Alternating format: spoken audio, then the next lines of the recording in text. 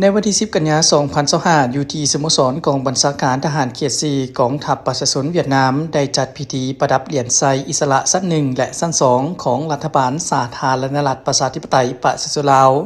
โดยการเป็นประธานของสหายพลตรีบรรทองบุตรวงศ์คณะประจำภาคกระทรวงป้องกันประเทศรองหัวหน้ากลุ่มใหญ่เสนาธิการกองทัพประชาชนลาวมีคณะพักคณะบัญชาพนักงานนักรบกองบัญชาการทหารเขต4และแขกถึกเชิญเข้าร่วมในพิธีสหายพันโทกูมัวจงตัวรองหัวหน้ากรมนโยบายกลุ่มใหญ่การเมืองกองทัพประชาชนลาวขึ้นผ่านรัฐดำรัสของประธานประเทศแห่งสาธารณรัฐประชาธิปไตยประชาชนลาวว่าด้วยการประดับเหรียญไซอิสระชั้น1ชั้น2ให้กลุ่มกองหลวงหมู่และบุคคลที่มีผลงานคุณงามความดีประกอบส่วนเข้าในการช่วยเหลือกองทัพประชาชนลาวตลอดระยะผ่านมาและเนื่องในโอกาสครบรอบ80ปีแห่งวันบุญเสื้อกำลังประกอบอาวุธทหารเขต4 15ตุลา1945 55ตุลา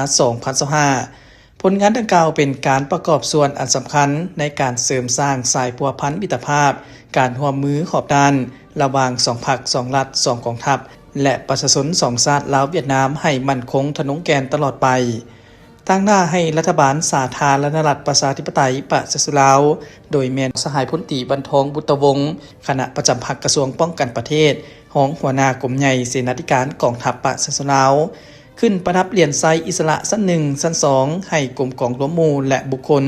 ของกองบัญชาการทหารเขต4ในนั้นประดับเหรียญไซอิสระชั้น1ให้กรมกองหลวงหมู่1กรมกองบัญชาการทหารเขต4กระทรวงป้องกันประเทศแห่งสาธารณรัฐสังคมนิยมเวียดนามประดับเหรียญไซอิสระชั้น2ให้บุคคลมี4สหายคือสหายพลตรีหาเถาะบิงรองเลขาธิการพรรคผู้บัญชาการทหารเขต4สหายพลจิตวาดวนส่วนเบืองเลขาธิการพรรคหัวหน้าการเมืองกองบัญชาการทหารเขต4สหายพลตรีเจินหวอยุ่งอดีตหัวหน้าการเมืองกองบัญชาการทหารเขต4สหายพลจิตวาเวียนงอกฮารองผู้บัญชาการทหารเขต4